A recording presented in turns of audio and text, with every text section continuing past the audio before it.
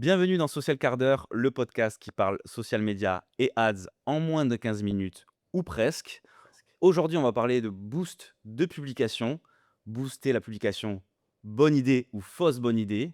Aujourd'hui, pour parler de ça, je suis accompagné de Paul Communet.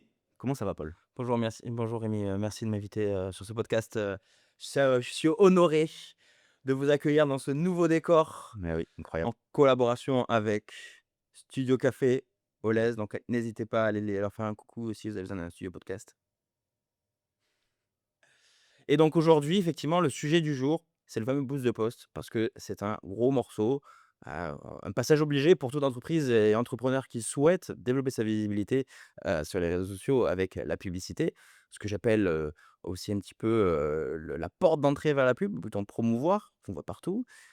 Meta nous incite à promouvoir des posts et je ne sais pas si tu avais remarqué, mais maintenant il arrive à te proposer le boost sur les publications qui ont bien fonctionné. Dès qu'il voit que tu as une publication qui a bien fonctionné, hop, il te dit: «Ah tiens, tiens, tiens, tu devrais la mettre en ligne, celle-là en publicité».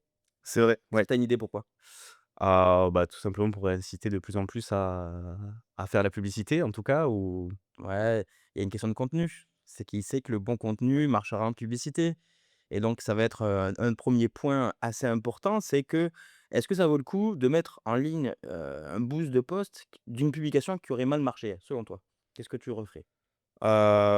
C'est vrai que le bon indicateur pour savoir si, ça peut être une bonne publicité, c'est-à-dire que c'est un contenu déjà en organique qui a bien, fonctionné, et encore plus maintenant si, l'algorithme le détecte et en tout cas nous envoie un signal comme quoi c'est la bonne manière de s'y prendre. En tout cas pour savoir, derrière si on fait un bon contenu, on va en reparler des différentes possibilités que l'on peut faire, mais déjà, si on voit qu'on a de l'engagement, du partage, des vues, c'est un bon signe pour, booster la publication, voire la mettre en publicité via le gestionnaire de pub. Et ouais, ouais. Parce que moi, ce que je répète tout le temps, c'est, si ton contenu, il a fonctionné en organique sans publicité, il y a pas de raison qu'il ne devrait pas fonctionner avec un petit peu de voilà, on te pousse un petit peu, auprès d'une personne. Parce qu'avant tout, ce qui va faire, un petit peu, votre réussite, c'est pas tant le mettre de mettre en publicité, puisqu'on le répète à chaque fois. La pub, c'est pas une solution miracle. C'est pas on met de l'argent, on touche les gens et on a plein de résultats qui tombent par magie. Ça va être plutôt que vous avez un bon contenu, ce bon contenu-là va être mis en avant facilement, auprès de votre audience cible et c'est ça principalement qui est intéressant avec le boost de post. Ça va être cette manière de rentrer dans la publicité super rapidement et donc comme Rémi l'a très bien dit, plus vous avez d'engagement sur votre publication et plus ça va être intéressant pour l'algorithme puisqu'il se dira avec, raison: «C'est du bon contenu, ça devrait fonctionner».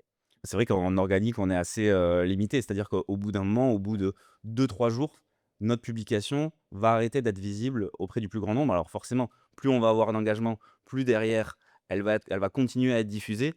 Mais, pour le commun des mortels qui va, publier sur notamment Instagram, on va s'arrêter à 1 ou 2 jours maximum, encore plus si, c'est pas une vidéo puisque la vidéo est beaucoup plus, poussée et derrière, malheureusement, on va pas pouvoir toucher vraiment les personnes que l'on veut parce que ça reste quand même assez aléatoire. On va toucher nos abonnés, une partie des gens qui nous connaissent pas, mais, c'est vrai que si on fait pas de publicité, derrière on va pas pouvoir prolonger la durée de vie, de notre contenu. Ouais, tout à fait. Parce que on le rappelle effectivement en organique, lorsqu'on publie, on choisit pas qui on touche. Ce que tu as très justement, dit.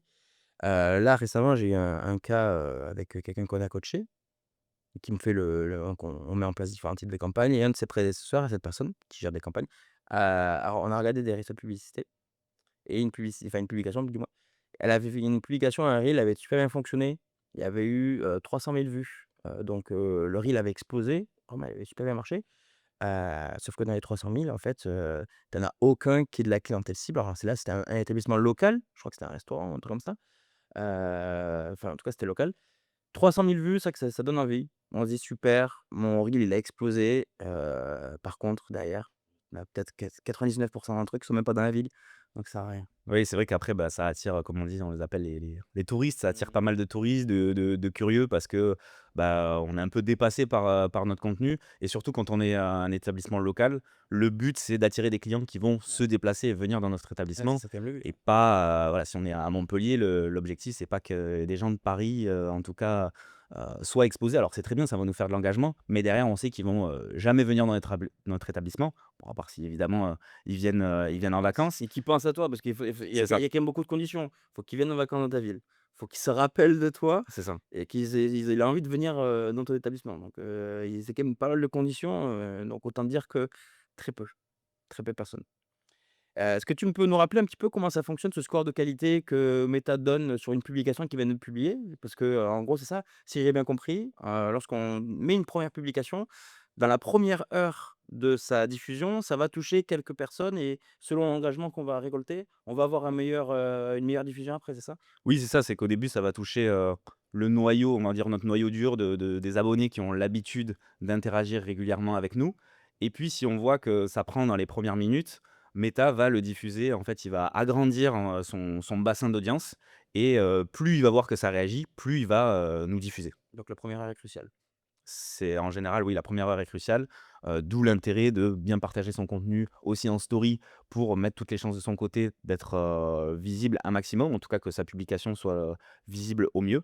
N'hésitez pas même à partager, à votre entourage, votre publication, mine de rien pour qu'eux, aillent, interagir et après, bah, derrière, au fur et à mesure, ça va s'agrandir. Alors, il y a des scores, alors, ça change un peu tout le temps donc on va pas, s'éterniser dessus mais forcément un partage va être plus puissant qu'un like, voilà, tous ces paramètres, un enregistrement et cetera. Donc plus en fait il a de d'indicateurs, rapidement, plus il va pousser notre publication. Ouais, je comprends. Donc du coup, de l'intérêt des fois, d'attendre un petit peu avant de lancer un boost de post.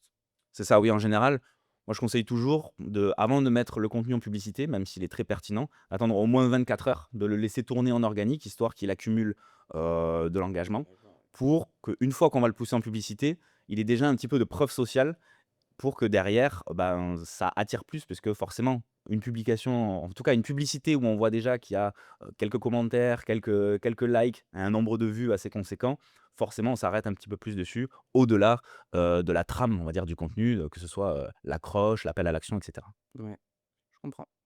Mais du coup, pour revenir un petit peu à notre sujet, parce qu'on a parlé de contenu, mais le cœur du sujet, c'est quand même le boost de post. Bon, avant tout, récupérer du contenu existant pour vos publicités, de toute manière, c'est une bonne idée. C'est-à-dire vous allez pouvoir valoriser un contenu existant, alors ancien, pourquoi pas, même d'il y a 1 ou 2 ans, tant qu'il reste pertinent, plus il a de l'engagement et il va vivre plus longtemps. Maintenant, on le sait, le boost de post, c'est une publicité quoi qu'il arrive. C'est-à-dire qu'on va prendre une publicité, une publication qu'on va mettre en avant via la publicité. Mais la cœur de base, le cœur de la question, c'est est-ce que c'est une bonne idée ou est-ce que c'est une fausse bonne idée? Et dans quel cas on le recommanderait? Déjà, Rémi, qu'est-ce que tu en penses? Est-ce que tu trouves que c'est une bonne ou une mauvaise idée? Bah, ça dépend, je pense que c'est une bonne idée si on est conscient, de ce qu'on va pouvoir réaliser avec le boost de post. Donc on rappelle le boost de post, c'est le petit, fameux rectangle bleu, en dessous de chaque publication Ouais. où on nous incite à booster à chaque fois cette, fameuse publication. Mais alors, elle va nous permettre plusieurs objectifs, mais on va être quand même assez limité. Effectivement, je pense que c'est bien parce que c'est, une porte d'entrée vers la publicité. C'est quelque chose, on va dire, d'assez simple à mettre en place. Mais par contre, il faut pas s'attendre à si on veut faire, par exemple, des ventes, ça, c'est quelque chose qu'on ne pourra pas réaliser. Donc c'est vrai que des fois, on a, des clients qui nous disent: «Bah, moi, j'ai fait, de la publicité, ça a pas fonctionné». «Oui, mais pourquoi? Quel était votre objectif?» «Ah, ben c'était de vendre ou de faire plus de réservations». Ah bah, effectivement, le boost de poste ne le permet pas. Eh oui, c'est Par ça. contre, le boost de poste va vous permettre de générer plus d'engagement et aussi de générer du trafic sur votre site. Mais c'est pareil, ça va attirer que des gens qui vont vouloir, visiter, votre site. C'est ça. Donc c'est vrai qu'on est assez limité même par rapport aux audiences. On va pouvoir, voilà, déjà appréhender quelques, centres d'intérêt, de dire: «Bah, voilà, moi je vais cibler, sur une ville dans un rayon de, 20 kilomètres». Donc déjà ça nous permet de pouvoir un petit peu démarrer et comprendre la logique de la publicité. Mais derrière, si on veut vraiment, pousser la chose, c'est-à-dire avoir un objectif business, là on va être assez limité et c'est là où il va falloir passer par le gestionnaire de publicité qui, une fois qu'on arrive dedans, on se dit: «Ouh ça c'est compliqué, Beaucoup de choses. je vais faire appel à des experts ou alors je vais passer, 10 heures à regarder une vidéo YouTube Et je vais me pour faire essayer de». former ou coacher. Voilà. C'est ça. On parle d'objectifs parce que je pense que c'est important de le rappeler parce que, je pense que dans notre, auditoire, beaucoup de personnes, heu, en tout cas ne gèrent pas forcément de la publicité au quotidien. L'objectif en publicité, c'est ce qui va conditionner les résultats qu'on va obtenir. C'est-à-dire que selon l'objectif qu'on va donner à Meta, c'est ce qui va générer comme résultat. Je donne un exemple, comme tu as dit tout à l'heure, ça peut générer du trafic sur le site et là, vous vous dites: Si je génère du trafic sur mon site, je vais forcément générer des réservations, des appels pour mon téléphone ou même pourquoi pas des achats sur mon site. Ça, c'est la première pensée à laquelle on dit. Sauf que Meta, lui, il réfléchit pas comme ça. Meta, ce qu'il va se dire, c'est: «D'accord, il m'a demandé de générer du trafic sur son site. Je vais faire venir énormément de personnes sur le site, mais je vais m'arrêter là». C'est-à-dire quoi? C'est-à-dire qu'il va pas analyser ce qui va se passer après. Donc lui, il aura rempli son objectif. J'ai généré un maximum de clics et il va se baser sur ces données pour maximiser le nombre de clics. Donc il peut vous diffuser à n'importe quelle heure, il peut vous diffuser auprès de n'importe qui. À partir du moment où ça clique, pour lui, il a rempli son objectif. Et c'est là où en fait toute la notion de boost de post perd sa pertinence. C'est-à-dire que si vous voulez des ventes, mais il faut lui dire déjà je veux des ventes pour qu'il puisse analyser tout ce qui se passe en amont. C'est-à-dire pas simplement qui clique, mais après qui ajoute au panier, quel centre d'intérêt ils ont, où c'est qu'ils habitent, quels âges ils ont, quelle heure il était même, pourquoi pas. Est-ce qu'ils ont ajouté au panier? Est-ce qu'ils ont arrivé sur la page de paiement? Et est-ce qu'ils ont acheté? Et en lui donnant le bon objectif, Meta est capable de comprendre vraiment jusqu'où il doit aller pour comprendre et donc du coup ensuite optimiser et affiner son ciblage en fonction de tous les résultats qu'il obtient. Et c'est pour ça que du coup le boost de poste devient un petit peu désuet. C'est-à-dire que comme lui il s'arrête uniquement à l'action, la plus simple, c'est-à-dire le clic, puisqu'il n'a pas les infos d'après, et beh, du coup, on va avoir énormément de curieux. Certes, beaucoup de clics, mais très peu de résultats. Alors c'est possible qu'il y ait des gens qui réservent, hein, je dis pas que c'est impossible non plus, mais comme Meta n'affine pas son ciblage pour aller chercher, la clientèle cible, bah, ça prend pas. C'est ça, c'est qu'on ne peut pas mesurer nos résultats. C'est-à-dire qu'on n'a pas d'infos. Comme tu disais, au niveau du trafic, on va envoyer des gens sur le site internet, mais on va pas savoir si c'est vraiment cette publicité Ouais. qui a pu, générer, cette action-là. Oui. C'est-à-dire, par exemple, acheter sur mon site, ou, réserver pour mon restaurant, ou, remplir un formulaire.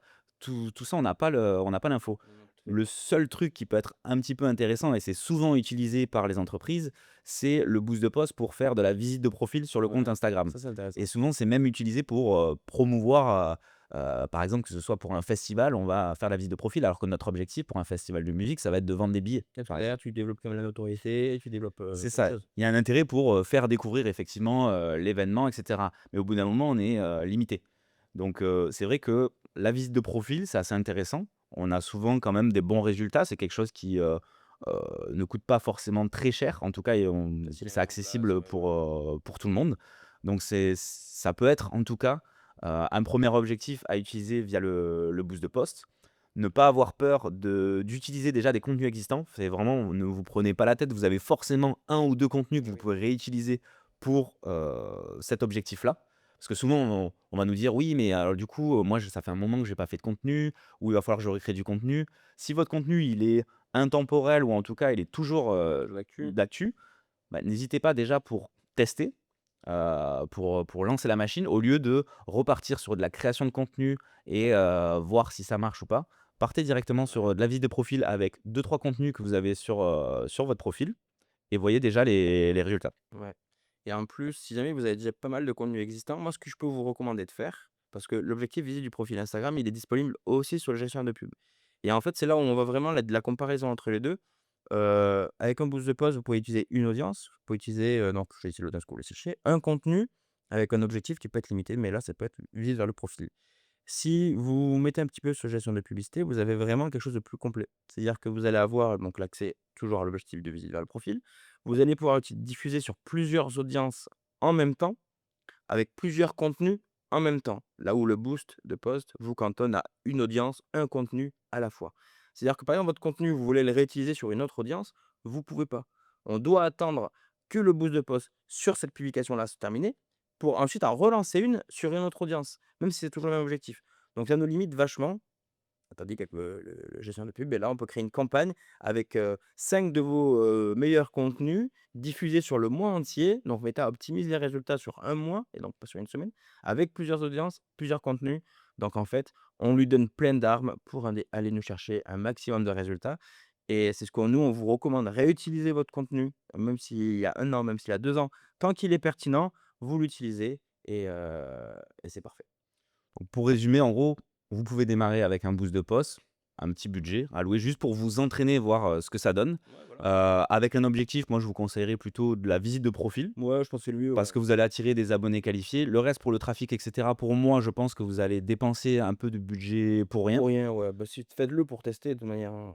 C'est ça. Il y a qui voilà, c'est toujours la même leçon, hein. Et après, si vous voulez aller plus loin, justement, vous pouvez passer, via le gestionnaire de publicité, où là, ça va être beaucoup plus complet. Effectivement, ça paraît un peu plus complexe, mais pour ça, écoutez, si, jamais vous voulez aller plus loin, nous, on s'occupe de vous former là-dessus.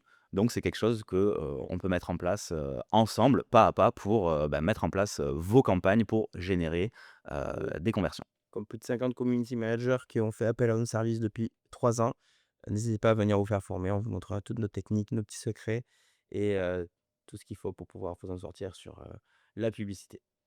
Bah, écoute, merci Paul. Merci Rémi. On se retrouve pour un prochain épisode. Ouais, je suis ravi, j'espère que ça va vite arriver, et on se retrouve du coup pour le prochain épisode. À bientôt. À bientôt.